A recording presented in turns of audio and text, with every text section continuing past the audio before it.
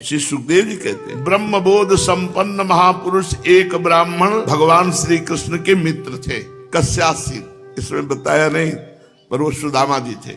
बड़े ब्रह्म ज्ञानी थे, ब्रह्मवित्तमः और विरक्त विषयों से, इंद्रियार्थेषु प्रशांतात्मा जितेंद्रियः, वो इंद्रियों को अपने अधीन किए हुए थे और प्रशांत आत्मा, हर स्थिति में शांत चित्त रहते थे। गृहस्थ होने पर भी उनके पास संग्रह परिग्रह के लिए कुछ नहीं था। फटे पुराने कपड़े जिससे थोड़ा शरीर ढक जाए, भूख से सदैव पीड़ित रहते थे। अब आप सोचो कैसी भक्ति सुदामा जी की है।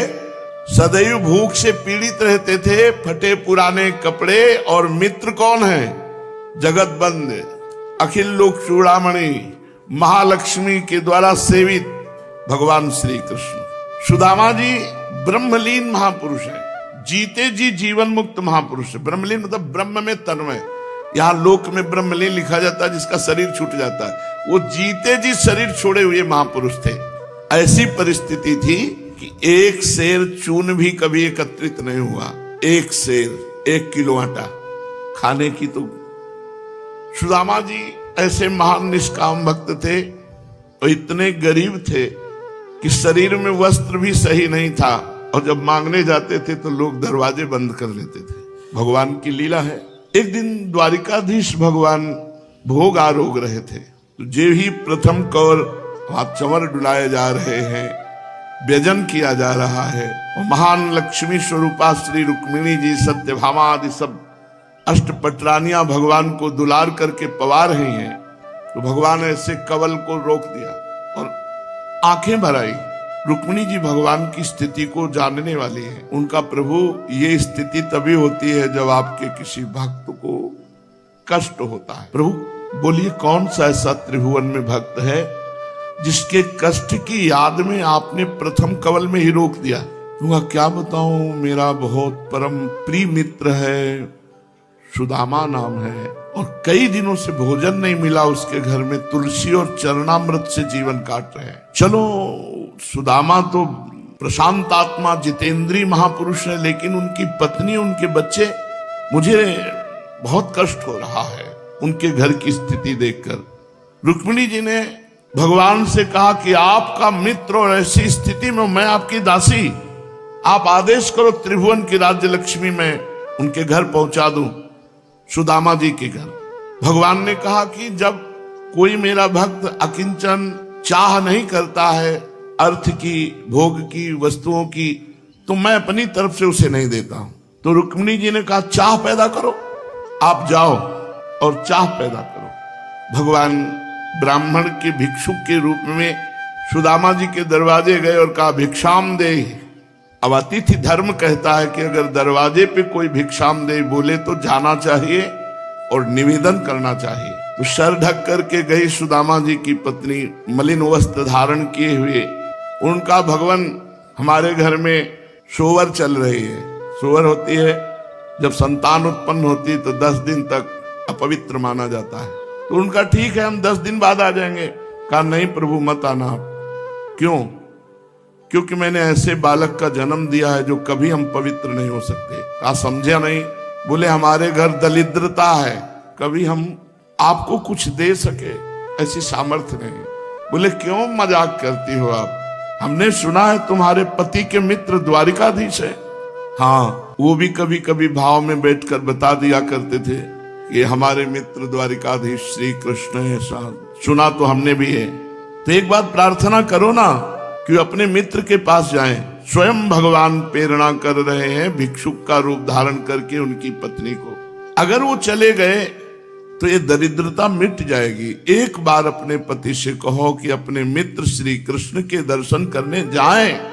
भगवान कामना पैदा कर रहे हैं। सुदामा जी के हृदय में कामना नहीं पैदा कर सकते, उनकी पत्नी के हृदय में कामना प्रकट की। जो वासना रहित निष्काम भजन करने वाले महापुरुष हैं, उनके हृदय में मोक्ष की भी कामना नहीं होती, भोग की तो बात जाने दो। अर्थ न धर्म न काम रुचि, गति न चहो निर्वाण, जन्म जन्म रति राम पद यह वरदान नान। जिसके हृदय में भगवत चरणारविंद का थोड़ा भी प्रेम उदय हो जाता है, तो न पारमेष्ठ्यम न महेन्द्रधिष्ण्यम न सार्वभौमम न रसाधिपत्यम न योग सिद्धिर पुनर्भवम वा मय्यर्पितात्मेच्छति मद विनान्यत्। मेरे बिना वो ब्रह्मा का पद भी नहीं चाहते, सम्राट पद नहीं चाहते, इंद्र का पद नहीं चाहते, योग की सिद्धियां नहीं चाहते, मोक्ष नहीं चाहते। ऐसे महान भक्त हैं श्री सुदामा जी। सुदामा जी जब एकांत में बैठकर भगवान श्री कृष्ण का चिंतन करते हैं तो रोमांच होने लगता है, अश्रु बहने लगते हैं। वहां प्राण प्यारे श्री कृष्ण पुलकित होकर के जब बोलते हैं तो उसमें जो उनको सुख मिलता है इसके आगे और कोई सुख नहीं, न ब्रह्मा के पद में, न देवराज इंद्र के पद में, न सार्वभौम में। और रहते कहाँ है? सुदामा जी का कोई घर है क्या? नहीं, एक फूस की झोपड़ी है। सुदामा जी इतने दीन है कि एक फूस की झोपड़ी, वो भी वर्षा हो तो पानी सब अंदर गिरे। और पात्र का है के सोने चांदी के नहीं, मिट्टी के रज के पात्र हैं। तन ढकने के लिए फटे पुराने चिथड़े, संपत्ति के रूप में श्री कृष्ण, और सब विपत्ति ही विपत्ति। देखो कहाँ है हमारी भक्ति? उनके खाने को नहीं, रहने को नहीं, पहनने को नहीं, फिर भी निष्काम है, कोई कामना नहीं है। बड़ी विचित्र भगवान की लीला है। सुदामा जी अपनी पत्नी को सुनाया करते थे, जब श्री कृष्ण जी पढ़ने के लिए उज्जैन में संदीपनी जी के यहाँ गए तो सुदामा जी भी वहां पढ़ने के लिए गए थे। सुदामा जी ने भगवान श्री कृष्ण को देख करके ही अपने हृदय से वर्ण कर लिया था कि दोस्त हो तो ऐसा हो, सुंदर, सुशील, गुण निधान, करुणा वरुणालय। एक घटना घटी थी, सुदामा जी कभी पादुका नहीं पहनते थे, गुरुकुल में भी। तो गुरुजी के लिए कुशा और समिधा लेने के लिए गए थे, तो एक कांटा लग गया सुदामा जी के चरण में। अब वो इतनी जोर का बड़ा कांटा लगा और टूट गया, पकड़ में भी नहीं आ रहा था कि निकाल लें। बैठ गए और सोच रहे हैं विलंब हो रहा है, गुरुजी की सेवा में पुष्प समिधा ये पहुंचाना है। सुदामा जी सुनेरी मैंने निर्बल के बलराम, याद किया दोस्त श्री कृष्ण तुम कहाँ हो? अभी तक प्रगट में मित्रता नहीं हुई थी, केवल भाव से स्वीकार किया था कि गुरुकुल में जो आए हैं द्वारिका से, यही हमारे परम मित्र होंगे, यही हमारे जीवन धन होंगे।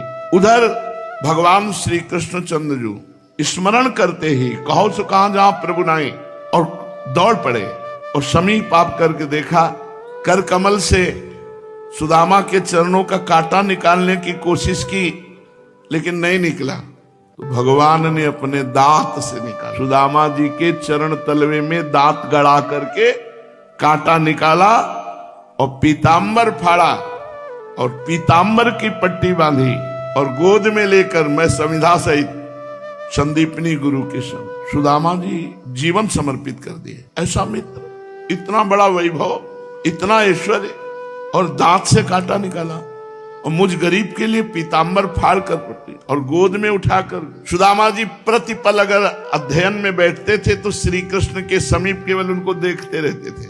इतना उदार, इतना करुणा, इतना प्यार करने वाला दोस्त तो जगत में कोई नहीं है।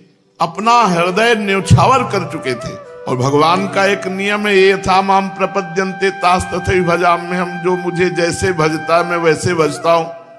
भगवान अपना हृदय न्यौछावर कर चुके सुदामा के प्रति, सुदामा भगवान के प्रति। इसका प्रमाण यह है कि संदीपनी जी के यहाँ नियम था कि जो पाठ भूल जाएगा उसे गुरु आज्ञा होगी, जिस कार्य के लिए वो करना होगा दंड के रूप में। तो सुदामा जी पाठ भूल गए, उनके लिए दंड विधान गुरुजी करते। सुदामा जी के पास में श्री कृष्ण बैठे थे, उनसे कहा आप पाठ सुनाइए। आप भी पाठ भूल गए, क्योंकि मित्र को दंड मिलेगा तो मुझे भी दंड मिले।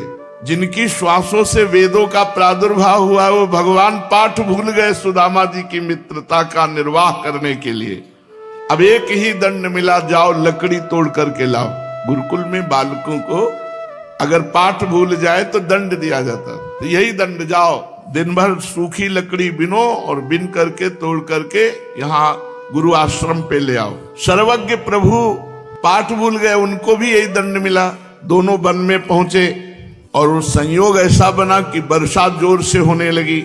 श्याम सुंदर सुकुमार तन, सुदामा जी ने सोचा मेरे मित्र को बूंदे चोट ना पहुंचा दे, इसलिए श्री कृष्ण को ऐसे अखबार भर के नीचे छुपा लिया और आप पूरी बूंदे सहने लगे। प्रेम प्रेम होता है।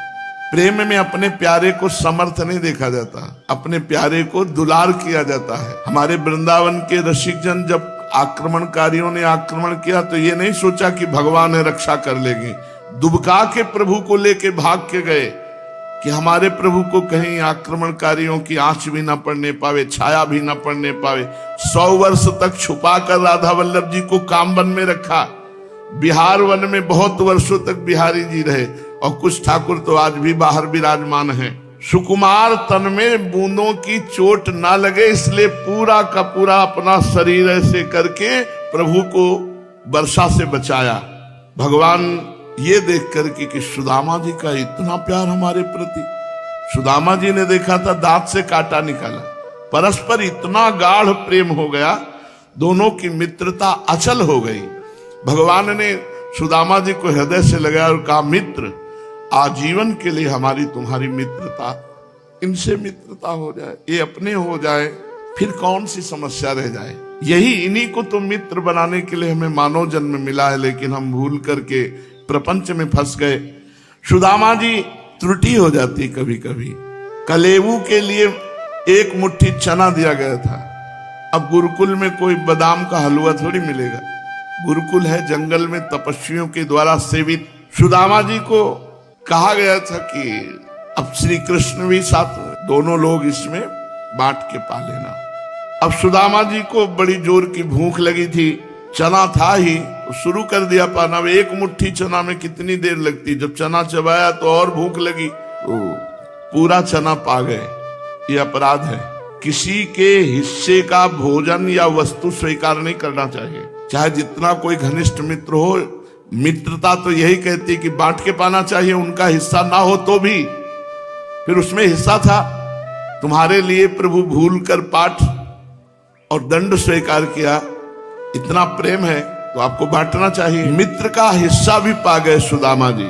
भगवान ने पूछा, ये अभी कर कर आवाज आ रही थी, ये क्या थी? थोड़ा ठंडी लग रही थी, दांत कटकटा रहे थे। भगवान ने कहा मित्र ये तुम्हारे दांत बज रहे थे? बोले हाँ। बोले लाओ हमारा हिस्सा चना लाओ, हमको भी तो भूख लगी है। सकुचा करके कहा कि भैया ये पापिनी भूख जो है बड़ी विचित्र है, ये तुम्हारे हिस्से के भी चने हमको खवा दिए। कहा भाई ये तो दरिद्रता का लक्षण है, अपने मित्र के भाग को ना दे करके स्वयं पा जाना, ये तो दरिद्रता का लक्षण है। हमें लगता है आगे तुम्हें दरिद्रता भोगनी पड़ेगी क्या? विनोद में भगवान ने कहा, भगवान के शब्द विनोद में भी परम सत्य होते हैं। सुदामा जी ने कहा भैया मेरे में ज्ञान नहीं रह गया था, इतनी भूख लगी कि मैं सब पा गया तुम्हारे हिस्से के। बुभुक्षिता किम न करोति पापम, पर मेरा ऐसा कोई उद्देश्य नहीं था। और आपने कहा कि दरिद्रता अवश्य प्राप्त होगी, ऐसे लक्षण है, तो भैया एक बात मांगू, मैं चाहे जितनी दरिद्रता को प्राप्त हूं पर तेरा स्मरण कभी न छूटे, बस इतनी तू कृपा कर दे। सुदामा जी ने चाहे जितनी दरिद्रता आवे पर हे प्रभु आपका स्मरण न छूटे। भगवान ने तथास्तु कहा। तो सुदामा जी की पत्नी वही याद दिला रही। जब सुदामा जी भिक्षा मांग करके आए और कुछ नहीं तो चरणामृत और तुलसी का भोग लगता, चरणामृत ले लेते और तुलसी का प्रसाद ले लेते।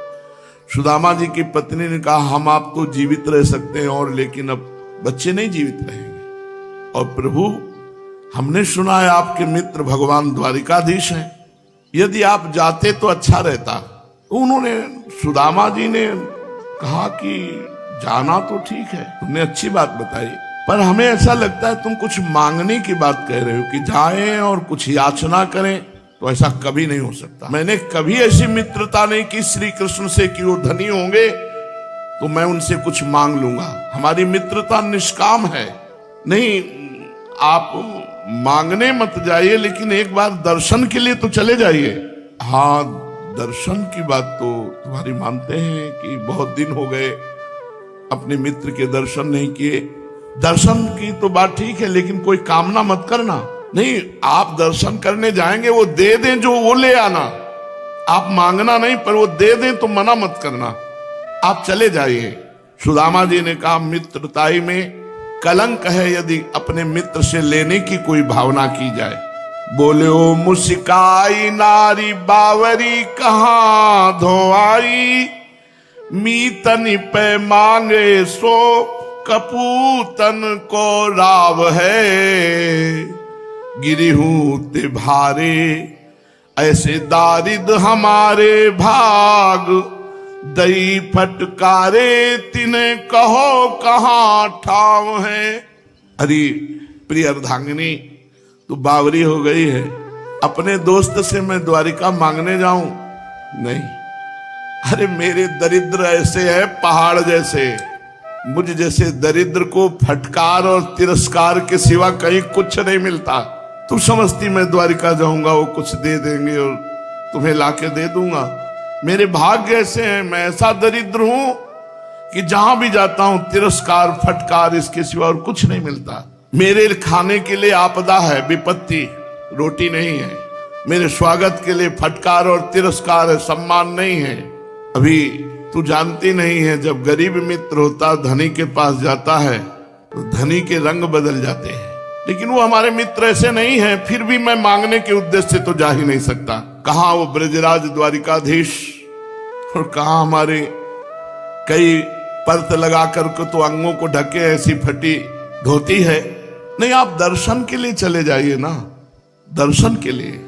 फिर भी मित्र के पास जाए तो, गुरु के पास जाए तो, बेटी के पास जाए तो कुछ हाथ में होना चाहिए। मेरे पास क्या है? मैं द्वारिकाधीश मित्र को क्या ले जाऊं? दोस्ती के नाते क्या ले जाऊं? वो पूछेंगे क्या लाए हो, तो मैं क्या ले जाऊंगा? सुदामा जी की पत्नी ने कहा प्रयास करती हैं, आप जाने की तो सोचिए। सुदामा जी ने कहा कि रूप दर्शन की लालसा तो मेरे हृदय में जागृत हो गई है, अपने प्रिय मित्र की रूप दर्शन। मैं तुम्हें धन्यवाद देता हूं सुशीला। सुदामा जी की पत्नी का नाम सुशीला था। तुमने श्री कृष्ण रूप दर्शन की प्रेरणा की, इसके लिए धन्यवाद देता हूं। लेकिन प्यारे से कुछ मांगना यह संभव है, और मैं अपने प्यारे का स्वभाव जानता हूं, बिना मांगे वो कुछ देता भी नहीं अपने जनों को सांसारिक वस्तुएं। इसलिए आशा तो करना मत तुम। दिया सुनी कहे कृष्ण रूप क्यों न चाहे, जाए दाहे दुख आप ही सो बचन सुनाए है। आई सुध प्यारे की बिचारे मति तारे, सब धारे पग मग झूम द्वारावती आए हैं। देख के विभूति सुख उपजो अभूत को, चलो मुख माधुरी के लोचन तिसाए हैं। डरपत हियो ड्योढ़ी लांगी मन गाढ़ो कियो, लियो कर गही चाह तहां पहुंचाए हैं। सुदामा जी इस बात पर राजी हो गए कि मैं अपने मित्र के दर्शन करने के लिए जाऊंगा, पर थोड़ा तो कुछ दे दो जो मैं भेंट के लिए ले जाऊं। तो जो चावल पछोरने से टूटे हुए तंदुल होते हैं, वो किसी के घर से मांग के लाई थी 4 मुट्ठी, और फटे कपड़े को कई परत करके उसमें गांठ लगा के दी कि ये द्वारिकाधीश को भेंट। ये आर्त और गरीबी की, भगवान को दीन जन बहुत प्यारे हैं। सुदामा जी कहा अपनी पत्नी से आशा मत रखना कि मैं जाकर मित्र से मांगूंगा, और ये आशा मत रखना कि वो स्वयं दे देंगे मैं लाऊंगा। मैं केवल उनके दर्शन करने जा रहा हूं। हाँ, जबरदस्ती करेंगे कि ये ले जाओ तो भले ले आऊं, और वो उनका स्वभाव नहीं है, मैं जानता हूं, इसलिए आशा तो रखना मत। सुदामा जी वहां से भगवान की बोलन, मुस्कान, चितवन, इसका चिंतन करते हुए काख में पोटरी तंदुल की दबाए हुए चल पड़े। विचार करने लगे, अयम ही परमो लाभ उत्तम श्लोक दर्शनम। आज मेरा अहोभाग्य होगा, परम लाभ मिलेगा कि मेरे प्रिय मित्र श्री कृष्ण का दर्शन होगा। मन अति हर्ष जनावन ते ही, आज देखी हो परम स्नेही। कितना अहोभाग्य उस जीव का होता है कि आज भगवत साक्षात्कार होगा।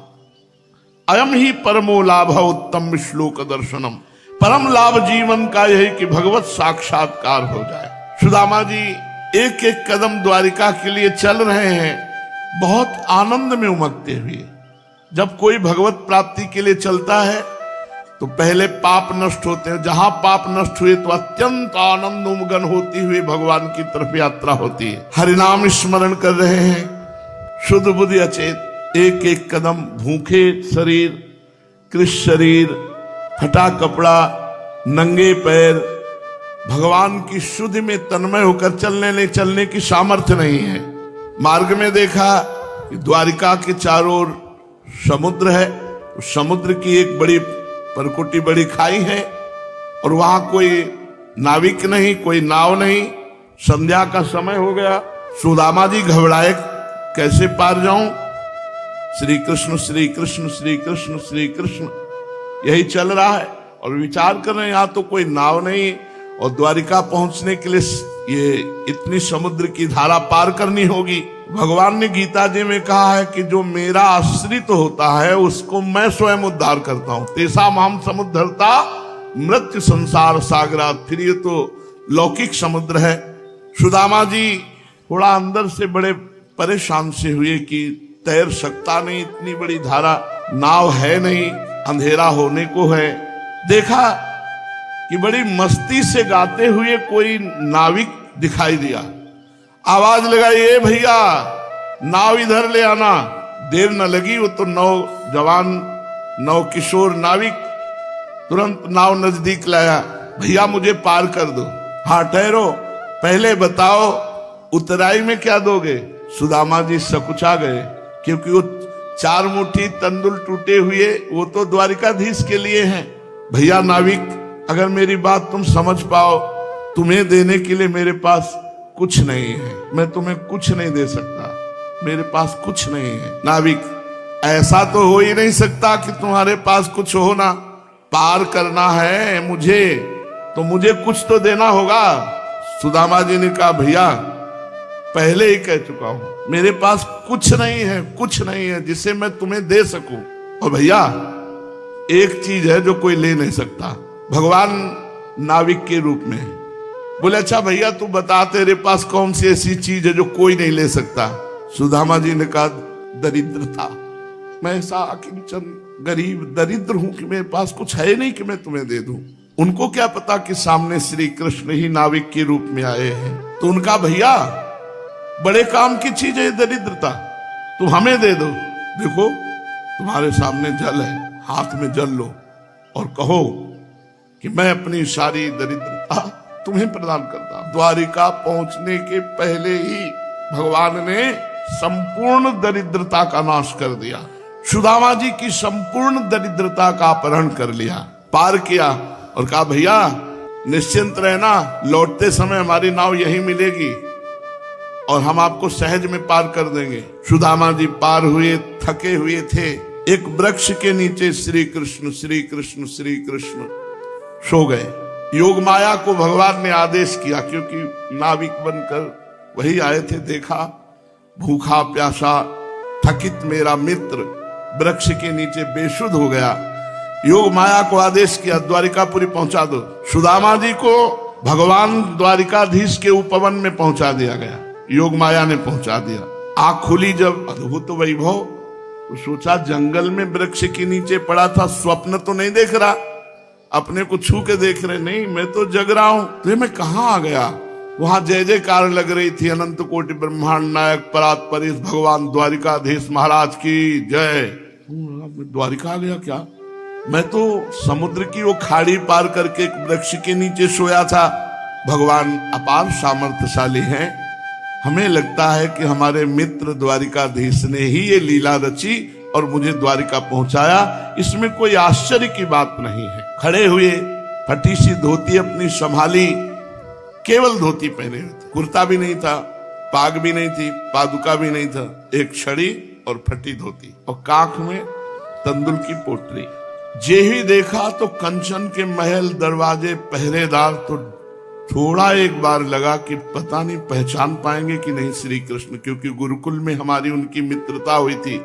कहाँ मेरी हालत थी, मैं दरिद्र, और कहाँ वो द्वारिकाधीश लेकिन फिर प्रभु का स्वभाव स्मरण में आया, नहीं नहीं, कितना भी वैभव हो लेकिन वो अपने मित्र को पहचानते हो, अपनी दोस्ती को पहचानते हैं। सुदामा जी द्वारपालों से विनय करते हैं कि आप श्री कृष्ण से कह दो कि उनके एक मित्र हैं, उनका नाम सुदामा है, वो आपसे मिलना चाहते हैं। बोले देखने में तो दरिद्र हो ही, तुम पढ़े लिखे भी नहीं हो, श्री कृष्ण बोलते हो, अरे कैसे यहां उनका नाम लिया?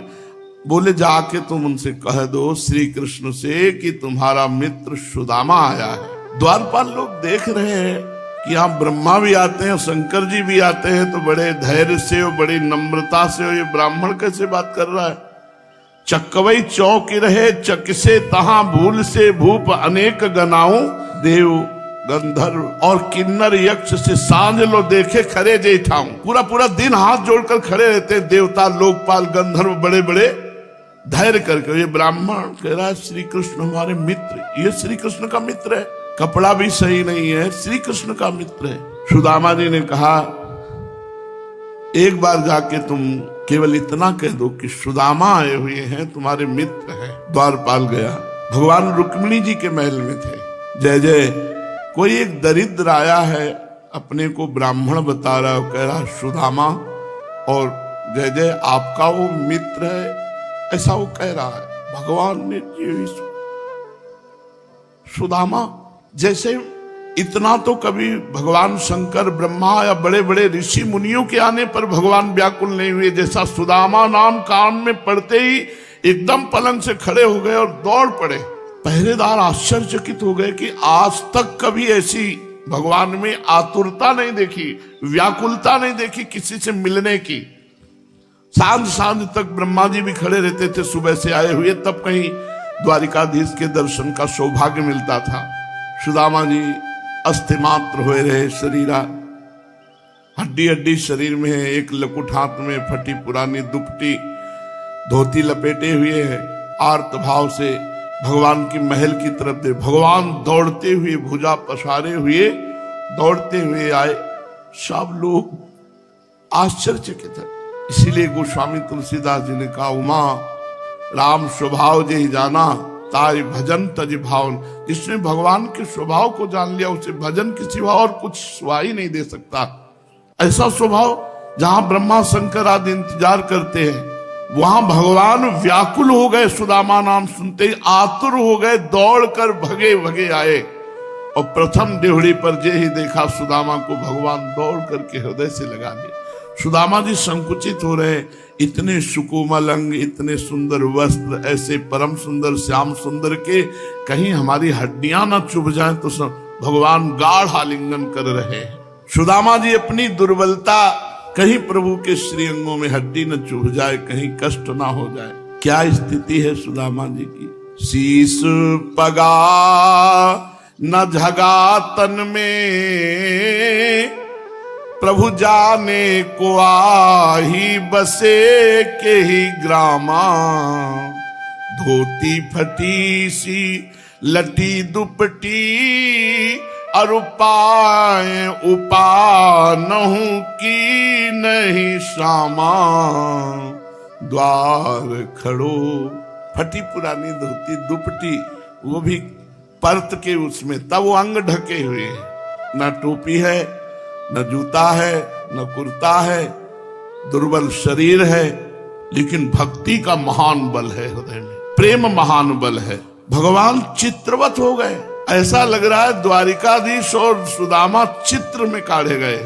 कोई शुद्ध नहीं, दोनों को, दोनों प्रेम में अधीर हैं, मानो श्री कृष्ण चित्रवत तस्वीर में हो गए हो। ऐसी बिल्कुल बेशुद्ध, दोनों के हृदय प्रेम में डूब रहे, ना वो छोड़ना चाहते ना वो छोड़ना चाहते हैं। बहुत देर तक आलिंगन के बाद जो द्वारपाल हैं, जय जय महारानी जी आपको महल में इंतजार कर रहे हैं। भगवान को शुद्ध आया, सुदामा जी का कर कमल पकड़ करके भगवान ले जा रहे हैं, जहां ब्रह्मा शंकर का भी प्रवेश नहीं, रुक्मिणी जी के निज महल में। और अपने उस पलंग पर जिस पर रुक्मिणी जी चरण दबाती हैं और भगवान शयन करते हैं, सुदामा जी को बैठाला। ये वो पद है जहां बड़े बड़े ध्येयम सदा परिभवग्नम अभीष्ट दोहम तीर्थास्पदम शिव विरंच नुतम शरण्यम जहां चरण रखने की चौकी को बड़े बड़े लोकपाल नमस्कार करते हैं, पलंग दर्शन तो मुश्किल है, वहां पलंग में जाकर के बैठाला श्री सुदामा जी को। और प्रक्षालन करने के लिए, चरण प्रक्षालन के लिए थाल लाई गई। रुक्मिणी जी जल कलश लिए हुए हैं और भगवान चरण प्रक्षालन कर रहे हैं। अभी जल डाला नहीं गया, चरणों में हाथ लगाया तो ऐसे बेहाल बिवाइन सो पग, कंटक जाल लगे पुनि जोए। भगवान ने देखा कई कांटे लगे हुए हैं, बिवाई फटी हुई है, चलने के कारण उनमें से थोड़ा थोड़ा रक्त दिखाई दे रहा है। भगवान चरणों को अपने हृदय से लगाते हैं और कहते हैं, हाय महादुख पायो सखा, तुम आए इतै न कितै दिन खोए। देखी सुदामा की दीन दशा, करुणा निधि करुणा करी के रोई। पानी परात न हाथ छुयो, नैनन के जल सो पग धोए। भगवान उन चरणों के कांटे निकाल, उन चरणों की बीमारियों को, और इतने अश्रु प्रवाहित हुए कि सर्वप्रथम सुदामा जी के भगवान ने चरण आंसुओं से धोए। पानी पदार्थ को हाथ छुए नहीं, नैनन के जलसों पग धोए। सुदामा जी देख रहे, मुझ गरीब अकिंचन दरिद्र को अगर इतना प्यार कोई दे सकता है तो सिर्फ श्री कृष्ण। दूसरा, संसार में ऐसा कौन मित्र हो सकता है जो इतना बड़ा हो और ऐसे अकिंचन गरीब को इतना प्यार दे? ये तो केवल मेरे श्री कृष्ण ही ऐसा कर सकते हैं। सुदामा जी भगवान की उदारता देख रहे हैं। फिर रुक्मिणी जी कलश से जल डाले, भगवान सुदामा जी के चरण पखार कर चरणोदक अपने सिर पर रखते हैं। जिनका चरणोदक स्वयं भगवान शंकर सिर पर रखते हैं, वो भगवान चरणोदक सुदामा जी का अपने सिर पर रखते हैं। फिर विनोद होने लगा। जब रुक्मिणी जी ने जलाभिषेक के लिए कलश, फिर सत्यभामा जी, फिर जाम्बवती जी, कालिंदी जी, मित्रविंध्या जी, सुदामा जी के ऊपर कलश के ऊपर, भैया तो उनका अभी तो शुरुआत हुई है, अभी तो शुरुआत। सुदामा जी ने कहा 2 4 6 8 10 तो कलश ही कलश आ रहे। तो कहा भैया कितनी संख्या तक चलोगे आप? तो कहा 16,108। बोले एक एक बूंद डलवा दो। वैसे खाना पीना तो कुछ है नहीं, ऊपर से कलश 16,108 कलश तो सुदामा नहीं रह जाएंगे, इतना ठंडा जल। विनोद, हास्य विनोद करते हुए भगवान ने सुदामा जी का अर्घपाद्य आदि देकर अभिषेक किया। तदनंतर सब अपनी पटरानियों को बुलाकर प्रणाम करवाया, रानियों को बुलाकर प्रणाम करवाया। रुक्मिणी जी सुंदर पंखा झल रही, भगवान श्री कृष्ण हाथ पकड़ करके बैठ गए सुदामा का। बड़े बड़े मुनिजन जिनकी चरण पूजा करते हैं, वो भगवान सुदामा की पूजा करके हाथ पकड़ के बैठ गए। और गुरु आश्रम में, गुरुकुल में जो प्रीति उसका वर्णन करते हैं, उसकी स्मृति, उसकी चर्चा करते हैं। सुदामा जी सोच रहे कि कहीं वो चना वाली चर्चा इनके बीच में न कर दें, तो बार बार घुमा देते हैं, हाँ हाँ ठीक है। और द्वारिका में सब आनंद है, वो द्वारिका की चर्चा लाना चाहते सुदामा जी। भगवान अपने गुरुकुल की चर्चा करते तो कह रहे इतनी पूजा क्यों, कहीं अपमान न करवा दे कि भाई हमारे हिस्से के भी चना खा गए थे। पढ़ाई लिखाई की चर्चा को बार बार सुदामा जी घुमा रहे थे। तो भगवान ने कहा तो विवाह भी तुम्हारा हुआ है? बोले हाँ हुआ है। भगवान ने कहा विवाह में बुलाया नहीं? तो बोले ऐसा जोरदार निमंत्रण लायक विवाह ही नहीं था कि किसी को बुलाए। अरे भाई अकिंचन दरिद्र का विवाह ऐसे नाम मात्र का पाणी ग्रहण, केवल वहां कोई थोड़ी की रबड़ी रसगुल्ला का भंडारा चलेगा। सुदामा जी ने कहा भैया कृष्ण, आप जानते हो गरीब ब्राह्मण के ना कोई निमंत्रण देता है और ना कोई निमंत्रण में आता है, ना कोई निमंत्रण में बुलाता है और ना कोई निमंत्रण में आता है। गरीब ब्राह्मण को कोई अपने यहाँ नहीं बुलाता है और गरीब ब्राह्मण के यहाँ कोई जाता नहीं। तो सही पूछो भैया, हमें याद तो प्रतिपल था पर मेरी सामर्थ्य नहीं थी कि मैं द्वारिकाधीश को निमंत्रण दे सकूं। और बुलाका क्या पवाता आपको, क्या सत्कार करता। परंतु भैया हमारी शिकायत जो आपने की है बहुत थोड़ी है। एक विवाह किया, गरीब आदमी, गरीबी के कारण नहीं बुलाया, लेकिन तुम तो द्वारिकाधीश बता रहे हो 16,108 एक ही में बुला लेते हमको। तुमने भी तो हमें नहीं बुलाया, एक में बुला लेते। अरे 2-4 विवाह होते, तुम 16,108 एक को में नहीं बुलाया। बड़ी हास्य विनोद मित्रवत हुआ। भगवान ने सुदामा जी से कहा कि जब चले होंगे तो भाभी जी ने कुछ दिया होगा। सुदामा जी और ऐसे बैठ गए हाथ जोड़ के। इतना बड़ा वैभव, उसके सामने हम वो फटे से कपड़े में, कुछ रबड़ी हो, कुछ मीठा हो, लड्डू हो, मेवा हो, चलो काजू ही हो, कुछ तो टूटे हुए चावल निकाल के देंगे, कैसे दे दो। ऐसे काख में छुपाए। तंदुलती दीन्हे हते। अब हिम्मत नहीं पड़ रही कि काख में छुपाए। भगवान ने कहा कि तुम्हारे बैठने की मुद्रा बता रही कि तुम कुछ छिपा रहे हो। हमें लगता छिपाने की आदत बचपन से तुम्हारे अंदर, दूसरे का हिस्सा। सुदामा जी जो ये ऐसे किया सोई वो दिखाई दी पोटरी। सुदामा जी का वो बात मत कह देना, सोई ऐसे, जो ये ऐसे किया सो काख में भगवान ने छीन ली, पोटरी छीन ली। ओहो, सुदामा जी भगवान के चरणों की तरफ देख के कह रहे आप मत पाना।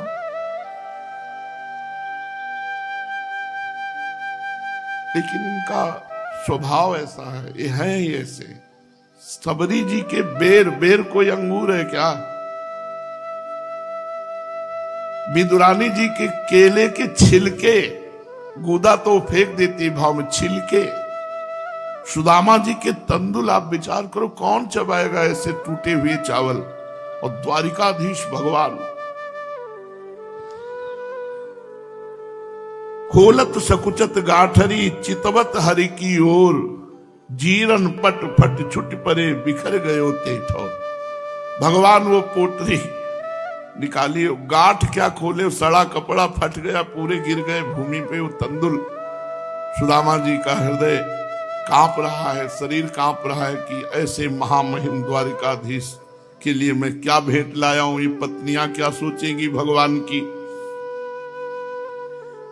भगवान ने कहा ओहो, ऐसा अमृत एक मुट्ठी हरि भरी लई, लीनी मुख में डारी, चबाव करन लगे चतुरानन त्रिपुरारी। कापी उठी कमला मन सोचति मोसो, कहा हरि को मनो को, रिद्धि कपि सब सिद्धि कपि, नवनिधि कपि बहाना यह धोको। सोच भयो सुर नायक को, जब दूसरी बार लियो भरी झोंको। मेरु डर्यो बकसे जनि मोही, कुबेर चबावत चाउर चौको। भगवान ने एक मुट्ठी भरी,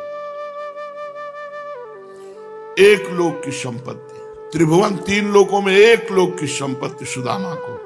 जब दूसरी मुट्ठी भरी, बड़े बड़े लोकपाल कुबेरात घबरा गए। खायो अनेकन जागन भागन, मेवा रमा कर वागन दीठे। देव समाज के साधु समाज के लेत, निवेदन नाही उबीठे। बड़े बड़े भोग लगते, कभी बड़ाई करते नहीं पाए गए। सुदामा के तंदुल चबाते हुए, आहा मित्र, आज मैं तृप्त हो गया। कैसे बतावे इनके स्वभाव।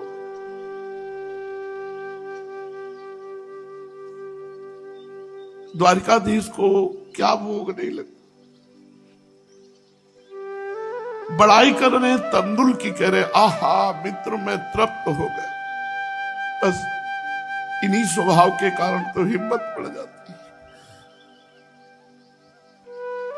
कि अपने लोग भी इनको अपना कहने का अधिकार रखते हैं। कहां प्रभु, कहां मलिन देह में आसक्त जीव, पर इनका स्वभाव ऐसा है।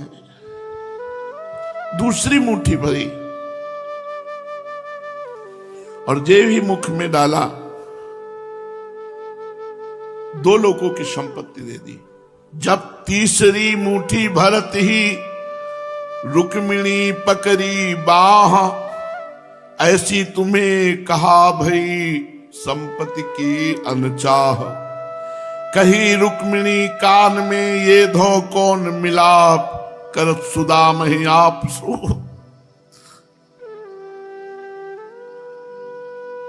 हो तो सुदाम ही आप, ये क्या कान में रुक्मिणी जिनका आपको होश है, त्रिभुवन पति कहलाते हो, 2 लोग की संपत्ति दे दी, तीसरी मुट्ठी पाली तो तुम सुदामा हो जाओगे, वो द्वारिकाधीश।